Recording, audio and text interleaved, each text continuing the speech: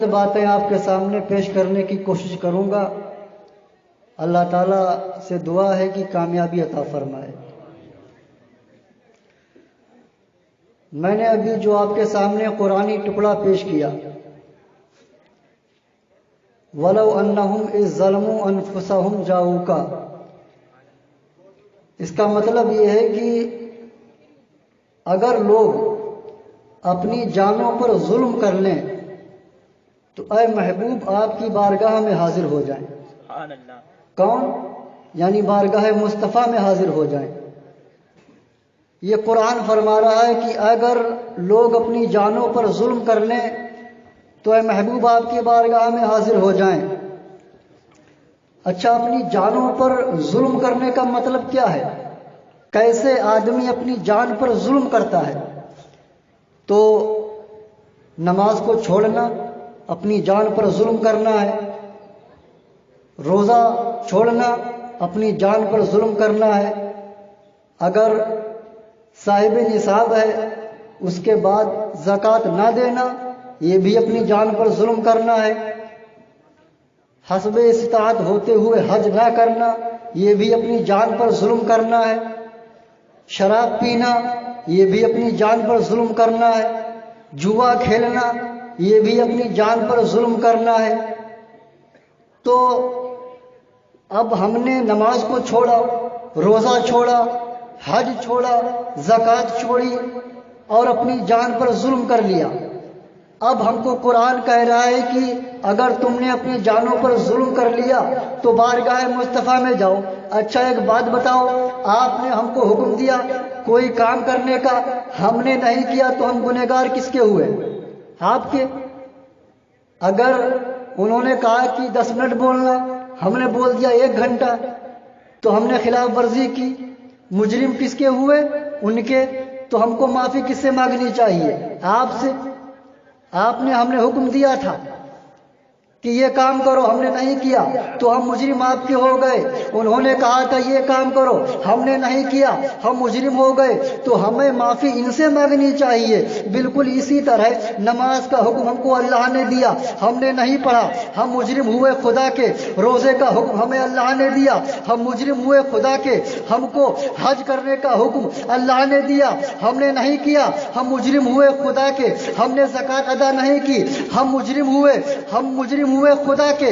تو اب جب ہم نے اپنی جانوں پر ظلم کر لیا، نماز کو چھوڑ کر، روزہ کو چھوڑ کر، حج کو چھوڑ کر، زکوٰۃ کو چھوڑ کر، تو ہم مجرم ہو گئے خدا کے۔ تو قرآن کو یہ کہنا چاہیے تھا کہ اگر لوگ اپنی جانوں پر ظلم کر لیں تو میری بارگاہ میں آؤ، مجھ سے معافی مانگو، مجھ سے بخشش طلب کرو، میں معاف کروں گا۔ قرآن نے یہ کیوں کہا کہ اگر لوگ اپنی جانوں پر ظلم کر لیں تو بارگاہ مصطفیٰ میں جائیں؟ یہ کہنے کا مطلب کیا ہے؟ اس سے ہمیں کیا سبق دیا جا رہا ہے؟ تو آئیے کسی اور سے نہ صحیح اعلیٰ حضرت سرکار سے پوچھ لیتے ہیں، اے اعلیٰ حضرت سرکار قرآن نے ایسا کیوں کہا؟ تو اعلیٰ حضرت سرکار جواب دیں گے، با خدا خدا کا یہی ہے در، نہیں اور کوئی مفر مکر، جو وہاں سے ہو یہی آ کے ہو، جو یہاں نہیں تو وہاں نہیں۔ سبحان اللہ۔ پتہ چلا در مصطفیٰ ہی در خدا ہے اور در خدا ہی در مصطفیٰ ہے۔ اللہ تعالی ہمیں سمجھ عطا فرمائے اور ان باتوں پر عمل کرنے کی توفیق عطا فرمائے۔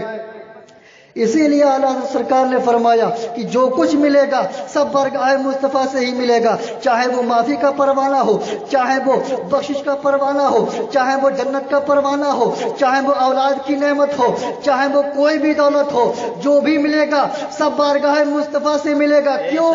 اس لیے کہ اعلیٰ حضرت سرکار نے بہت پہلے بتا دیا، مالک کونین ہیں وہ پاس کچھ رکھتے نہیں، 2 جہاں کی نعمتیں ہیں ان کے خالی ہاتھ میں، 2 جہاں کی نعمتیں ہیں ان کے خالی ہاتھ میں۔ آؤ ذرا دیکھو، آج وہابیہ دیا بنا طرح طرح کی باتیں کرتے ہیں کہ نبی کو کوئی اختیار نہیں ہے، معاذ اللہ رب العالمین۔ کہیں کہا جاتا ہے کہ نبی کو پیٹھ پیچھے کا علم نہیں ہے، معاذ اللہ رب العالمین۔ یہ کہا بھی جاتا ہے اور کتابوں میں لکھا بھی جاتا ہے، لیکن حقیقت یہ نہیں ہے۔ حقیقت کیا ہے؟ وہ خود آقا صلی اللہ تعالیٰ علیہ وسلم فرماتے ہیں بخاری شریف کے اندر، واللہ یعطی وانما انا قاسم، اللہ عطا کرتا ہے اور میں بانٹنے والا ہوں۔ سبحان اللہ، اللہ عطا کرتا ہے اور میں بانٹنے والا ہوں۔ اعلیٰ حضرت سرکار فرماتے ہیں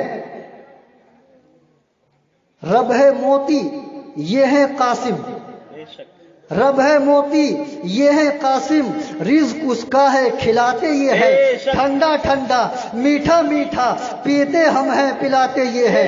سبحان اللہ۔ آؤ ذرا دیکھو نبی کا اختیار کیا ہے، نبی کی طاقت کیا ہے، نبی کا پاور کیا ہے۔ بس چند باتیں آپ کے سامنے رکھوں گا، اس کے بعد اپنی جگہ پر جو ہے بیٹھ جاؤں گا۔ اچھا ایک بات بتائیے، اگر خدا نہ کرے اگر کسی کی آنکھ چلی جائے، آنکھ باہر آ جائے، تو آپ بتائیے اب کیا ہوگا؟ ڈاکٹر کے پاس جائیں گے، ڈاکٹر کیا کرے گا؟ ٹاکا لگائے گا، دوا لگائے گا اور دوائی دے گا، لیکن گارنٹی کوئی نہیں ہے کہ آنکھ ٹھیک ہوگی یا نہیں ہوگی، روشنی برقرار رہے گی یا نہیں رہے گی، آنکھ پہلے جیسی ہوگی یا نہیں ہوگی، اس چیز کی کوئی گارنٹی نہیں ہے۔ لیکن آؤ اب چلتے ہیں نبی کی بارگاہ میں، مصطفیٰ کی بارگاہ میں چلتے ہیں اور آپ کو دکھاتے ہیں کہ کیسا طبیب ہے، کیسا حکیم ہے۔ آئیے دیکھیے کیا نام جنگ احد کا معاملہ ہے، جنگ احد ہو رہی ہے، تمام جانثار صحابہ جنگ کر رہے ہیں، لڑائی لڑ رہے ہیں، اسی میں حضرت قتادہ رضی اللہ تعالی عنہ بھی ہیں، بڑی شان سے جنگ لڑ رہے ہیں۔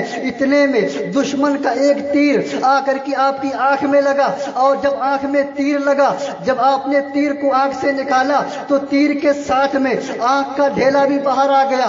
آنکھ کا ڈھیلا باہر آیا تو آپ نبی کریم صلی اللہ تعالی علیہ وسلم کی بارگاہ میں حاضر ہوئے اور پورا واقعہ بیان کیا۔ یا رسول اللہ آنکھ کا ڈھیلا باہر آ گیا، اب آپ بتاؤ اگر نبی کو کوئی اختیار نہ ہوتا، اگر کوئی پاور نہ ہوتا تو نبی کو کہنا چاہیے تھا اے صحابی یہاں کہاں آ گئے، کسی ڈاکٹر کے پاس جاؤ، کسی حکیم کے پاس جاؤ۔ میرے آقا نے ایسا نہیں فرمایا، اس لیے کہ جب ساری ڈاکٹری فیل ہو جائے، جہاں سارے طبیب جواب دے دے، وہاں سے مصطفیٰ کی ڈاکٹری شروع ہوتی ہے۔ سبحان اللہ، وہاں سے مصطفیٰ کی ڈاکٹری شروع ہوتی ہے۔ اب آؤ دیکھو میرے آقا نے حضرت قتادہ سے فرمایا اے قتادہ آنکھ چاہیے یا جنت چاہیے؟ سبحان اللہ، آنکھ چاہیے یا جنت چاہیے؟ اب آپ ہمیں بتاؤ، اگر اختیار نہ ہوتا تو آپ ایسا کیوں فرماتے آنکھ چاہیے یا جنت چاہیے؟ ایسا جملہ وہی استعمال کرے گا، وہی کہے گا جس کے اختیار میں سب کچھ ہو۔ اگر ہم ایسا کہیں اور ہمارے اختیار میں نہ ہو تو ہم اپنے دعوے میں جھوٹے ہو جائیں گے۔ میرے آقا نے فرمایا اے قتادہ آنکھ چاہیے یا جنت چاہیے؟ حضرت قتادہ سمجھ گئے رحمت جو ہے رحمت جوش میں ہے، انہوں نے کہا یا رسول اللہ آنکھ میرے مانگنے سے عطا کر دیجئے اور جنت اپنی مرضی سے عطا کر دیجئے۔ سبحان اللہ، آنکھ میری مرضی سے عطا کر دیجئے، جنت اپنے فضل و کرم سے عطا کر دیجئے۔ میرے آقا نے وہیں پر حضرت قتادہ کو جنت کی بشارت دی، اس کے بعد آنکھ کا ڈھیلا لیا اور آنکھ کی جگہ پر پھٹ کیا اور لعاب دہن لیا، آنکھ میں لگا دیا۔ حضرت قتادہ کا بیان ہے قسم ہے رب کعبہ کی تھوڑی ہی دیر میں ایسا محسوس ہو رہا تھا کہ میری آنکھ میں کبھی کوئی تکلیف ہی نہ ہوئی ہو، اور پہلے سے زیادہ روشن، پہلے سے زیادہ خوبصورت ہو گئی۔ سبحان اللہ، اعلیٰ حضرت نے دیکھا تو بول پڑے چمک تجھ سے پاتے ہیں سب پانے والے، میرا دل بھی چمکا دے چمکانے والے، میرا دل بھی چمکا دے چمکانے والے۔ رسالت مسلک اعلیٰ حضرت، مسلک اعلیٰ حضرت، اختیارات مصطفیٰ، اختیارات مصطفیٰ، نعرے تکبیر، نعرے رسالت۔ سبحان اللہ۔ تو یہ آقا صلی اللہ تعالی علیہ وسلم کا اختیار ہے اور آپ کی طاقت ہے۔ اب ان وہابیوں کا کیا علاج ہو جو اپنی کتابوں میں لکھتے ہیں اور چھاپتے ہیں؟ اختیار اتنی حدیثیں ہیں کہ آپ شمار نہیں کر سکتے۔ میں آپ کو بتاؤں، آئیے دیکھیے بخاری شریف کی حدیث، حضرت ابو ہریرہ رضی اللہ تعالیٰ عنہ آئے نبی کی بارگاہ میں، بولے یا رسول اللہ میں آپ سے حدیثیں بہت سنتا ہوں لیکن بھول جاتا ہوں، حدیثیں بہت سنتا ہوں لیکن بھول جاتا ہوں۔ آج بھی ایسا ہوتا ہے، بھول جاتے ہیں اور طرح طرح کی دوائیاں استعمال کرتے ہیں، یہ دماغین وہ معجون، اور فائدہ پتہ نہیں ہوتا ہے کہ نہیں ہوتا ہے۔ لیکن واہ، آئیے نبی کی بارگاہ میں چلتے ہیں اور دیکھتے ہیں کس طرح نبی علاج فرماتے ہیں۔ حضرت ابو ہریرہ آئے نبی کی بارگاہ میں، بولے یا رسول اللہ آپ سے حدیثیں بہت سنتا ہوں اور بھول جاتا ہوں، کچھ علاج کر دیجئے۔ میرے آقا صلی اللہ تعالیٰ علیہ وسلم نے کوئی تعویذ نہیں بنایا، میرے آقا صلی اللہ تعالیٰ علیہ وسلم نے کوئی معجون نہیں لکھا۔ میرے آقا نے حضرت ابو ہریرہ سے فرمایا اے ابو ہریرہ اپنی چادر کو پھیلاؤ۔ حضرت ابو ہریرہ نے اپنی چادر کو پھیلا دیا اور میرے آقا صلی اللہ تعالیٰ علیہ وسلم نے خالی ایسے مٹھی کا لب بنایا، مٹھی میں کچھ بھی نہیں ہے۔ میرے آقا نے بظاہر مٹھی میں کچھ نظر نہیں آ رہا ہے، یوں لب بنایا اور بنانے کے بعد چادر میں یوں ڈال دیا، اور ڈالنے کے بعد ابو ہریرہ سے فرمایا اے ابو ہریرہ چادر سمیٹ کر سینے سے لگا لو۔ حضرت ابو ہریرہ نے چادر کو اٹھایا، سمیٹ کر سینے سے لگا لیا۔ اس کے بعد حضرت ابو ہریرہ بیان کرتے ہیں قسم ہے رب کعبہ کی، اس کے بعد میں کبھی بھی کوئی حدیث بھولا ہی نہیں۔ اسی لیے یہی وجہ ہے جتنی حدیثیں حضرت ابو ہریرہ سے مروی ہیں اتنی حدیثیں اور کسی صحابی سے مروی نہیں ہیں۔ اسی لیے اعلیٰ حضرت سرکار فرماتے ہیں کون دیتا ہے دینے کو منہ چاہیے، دینے والا ہے سچا ہمارا نبی، دینے والا ہے سچا ہمارا نبی۔ یہ میرے آقا صلی اللہ تعالیٰ علیہ وسلم کی شان ہے، یہ آپ کا اختیار ہے، یہ آپ کی پاور ہے۔ اور آؤ دیکھو میرے آقا صلی اللہ تعالیٰ علیہ وسلم ہے، ایک دیہاتی سے آپ نے گھوڑا خریدا۔ اچھا ایک بات بتاؤ، آپ نکاح میں تو شریک ہوئے ہوں گے، نکاح میں کتنے گواہ ہوتے ہیں؟ 2، ایک ہو تو کام چلے گا؟ نہیں چلے گا۔ اچھا یہ کہا کس نے کہ 2 گواہ ہونے چاہیے؟ شریعت نے، شریعت کا قانون ہے کہ 2 گواہ ہونے چاہیے۔ کوئی بھی معاملہ ہو 2 گواہ اس میں ہوتے ہیں، یہ شریعت کا قانون ہے، اس میں کوئی انٹرفیئر نہیں کر سکتا، کوئی تبدیلی نہیں کر سکتا، چاہے ہم ہوں چاہے یہ ہوں چاہے یہ ہوں، کوئی نہیں کر سکتا۔ کیوں؟ اس لیے کہ شریعت کی بات ہے، شریعت کا قانون ہے۔ اگر ہم کچھ تبدیلی کریں گے تو اپنا ایمان گڑبڑا جائے گا۔ اب آئیے نبی کی بارگاہ میں چلتے ہیں، کیا وہاں بھی ایسا ہی ہے؟ شریعت کے قانون میں انٹرفیئر کرنے کی اجازت نبی کو ہے یا نہیں ہے؟ تو آؤ چلتے ہیں نبی کی بارگاہ میں۔ میرے آقا صلی اللہ تعالیٰ علیہ وسلم ہے، ایک دیہاتی سے گھوڑا خریدا، اور گھوڑا خریدنے کے بعد قیمت پاس میں نہیں تھی، دیہاتی سے کہا کہ تم پیچھے پیچھے آؤ، گھر چل کر تمہیں اس کی قیمت دیتے ہیں۔ جب آقا صلی اللہ تعالیٰ علیہ وسلم آگے چلے، میرے آقا تیز تیز چلا کرتے تھے تو آگا تیز تیز آگے آگے جا رہے تھے اور دیہاتی پیچھے پیچھے چل رہا تھا۔ تب تک کچھ لوگ چاروں طرف سے آئے اور آنے کے بعد اس گھوڑے کا مول بھاؤ کرنے لگے، جو گھوڑا آقا نے خرید لیا تھا دیہاتی سے۔ وہ لوگ آئے اور مول بھاؤ کرنے لگے، وہ جانتے نہیں تھے کہ نبی نے گھوڑا خریدا ہے، وہ گھوڑا خرید چکے ہیں۔ اچھا دیہاتی کی نیت بدل گئی، اس نے سوچا کہ ہو سکتا ہے کچھ زیادہ قیمت مل جائے، اس نے زور سے کہا آپ گھوڑا خریدیں گے یا نہیں؟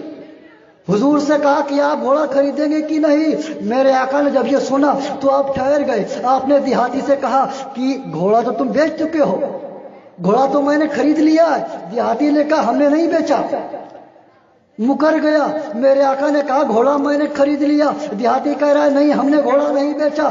دیہاتی نے کہا اگر آپ نے گھوڑا خریدا ہے تو گواہ لائیے، گواہ دیجئے، ہے کوئی گواہ کہ گھوڑا آپ نے خریدا ہے؟ اچھا جب میرے آقا صلی اللہ تعالیٰ علیہ وسلم نے گھوڑا خریدا تھا تب وہاں کوئی موجود نہیں تھا، تو گواہ لاتے کیسے؟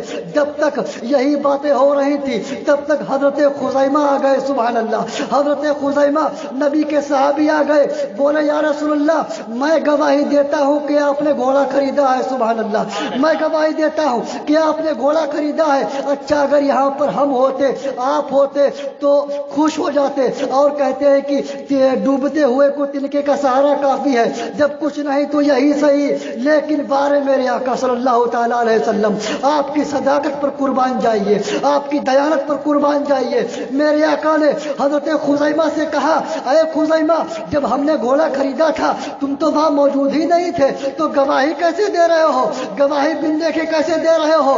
تب تک خزیمہ نے کہا، یا رسول اللہ، اب تک جتنی باتیں آپ نے ہم کو بتائیں ہم نے بن دیکھے مان لیا۔ جنت کو نہیں دیکھا، آپ نے کہا ہم نے مان لیا۔ جہنم کو نہیں دیکھا، آپ نے کہا ہم نے مان لیا۔ حور و غلبہ کو ہم نے نہیں دیکھا، آپ نے کہا ہم نے مان لیا۔ جب ہم نے یہ تمام چیزیں بن دیکھے مان لی صرف آپ کے کہنے سے، تو یہ تو بہت چھوٹی بات ہے۔ آپ نے کہا ہم نے مان لیا، ہم گواہی دیتے ہیں۔ اس کے بعد اب یہاں سے میرے آقا صلی اللہ تعالیٰ علیہ وسلم کا اختیار ملاحظہ فرماؤ۔ شریعت کا قانون ہے، کوئی بھی بات ہو دو گواہ چاہیے ہیں۔ میرے آقا نے وہیں پر اعلان کیا، اے لوگوں سنو، آج کے بعد حضرت خزیمہ چاہے جس معاملے میں گواہی دے دیں، ان کا اکیلے گواہی دینا دو گواہوں کے برابر ہوگا، دو گواہوں کے برابر ہوگا۔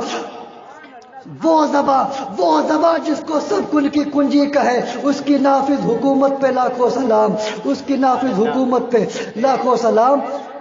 بہت کچھ بول دیا، میرے بولنے میں جو بھی غلطی ہوئی ہو میں توبہ کرتا ہوں، استغفر اللہ ربی من کل ذنب واتوب الیہ وما علینا الا البلاغ۔ السلام علیکم۔